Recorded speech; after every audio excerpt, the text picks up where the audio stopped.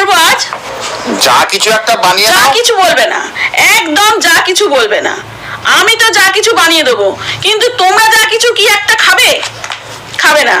তোমাদের এই রোজকার ঝামেলা হয়ে গেছে।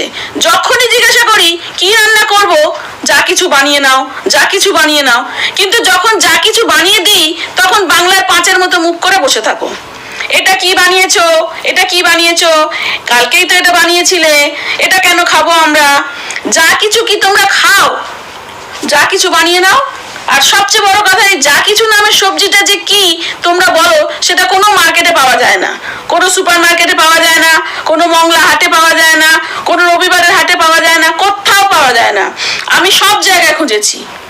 যে কোনো জায়গায় গিয়ে জিজ্ঞাসা করি, দাদা যা কিছু আছে? সে বলে এটা আবার কি? যা কিছু নামে সবজি হয় না। তাই আমি এখন যা কিছু বানাতে পারবো না। যেটা খাবে সেটা বলো, ভদ্রভাবে বলো। লাউ, কুমড়ো, ঝিঙে, পটল এগুলো তোমার ছেলে খাবে না।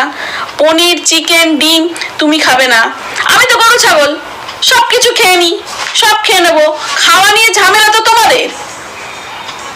কিন্তু যখনই জিজ্ঞাসা করি তখনই বলো যা কিছু বানিয়ে নাও, যা কিছু বানিয়ে নাও, যা কিছু বানিয়ে নাও। সবাই মিলে একসাথে বসে ঠিক করো কি খাবে। যতক্ষণ না বলছো ততক্ষণ আমি রান্না করছি না, ব্যাস। এই আমি বসলাম।